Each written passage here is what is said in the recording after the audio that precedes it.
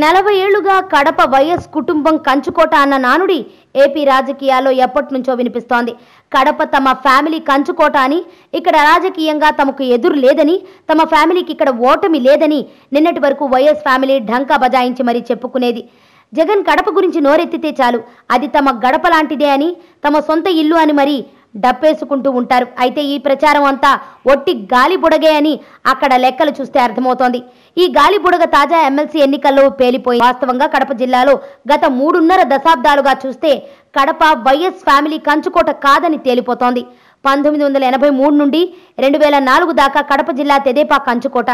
అప్పుడున్న 11 నిమిషాల్లో 1983లో 88, 1985లో 8, 1994లో 7, 1999లో 8 సీట్లు గెలుచుకుంది.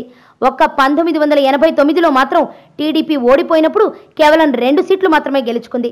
రాష్ట్రంలో కాంగ్రెస్ అధికారంలో ఉన్నప్పుడు 1991లో కడప లోక్సభకి 4 లక్షల మెజారిటీతో గెలిచిన వైఎస్ఆర్ 1996 లోక్సభ ఎన్నికల్లో చావు తప్పి కన్ను లొట్టబోయి 5,000 ఓట్ల మెజారిటీతో బయటపడ్డాడు. అసలు పులివెందుల కడప అంటేనే రిగ్గింగ్. అయితే 1996లో మాత్రం కడప ఎస్పీగా ఉన్న ఉమేష్ చంద్ర రిగ్గింగ్ అనేది లేకుండా చేశారు. దీంతో వైఎస్ కేవలం 5,000 ఓట్లతో గట్టెక్కారు. ఇక 1998 లోక్సభ ఎన్నికల్లో వైఎస్కు వచ్చిన మెజార్టీ 50,000 లోపే. 1999లో వివేకాకి మరీ తక్కువగా 25,000 మెజార్టీయే వచ్చింది.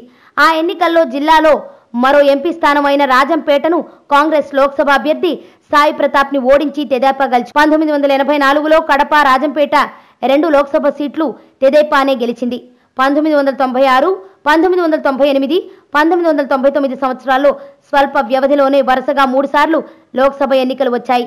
ఈ టైంలో 2 సార్లు వైఎస్, ఓసారి వివేక గెలవడంతో అక్కడ వైఎస్ ఫ్యామిలీకి ఏదో బలం ఉన్నట్టు బయాస్ క్రియేట్ అయింది. ఆ తర్వాత 2004లో వైఎస్ సీఎం అవడం, 2004, 2009లో కడప, రాజంపేట ఎంపీలకు జిల్లాలోనూ భారీ విజయాలు సాధించడంతో అదంతా వైఎస్ ఫ్యామిలీ తన క్రెడిట్లో వేసేసుకుంది. వాస్తవంగా చూస్తే 2004, 2009 ఎన్నికల్లో కడప జిల్లాలో టీడీపీ ఘోరంగా ఓడిపోయింది. అయితే అది వైఎస్ ఫ్యామిలీ ఘనత కాదు.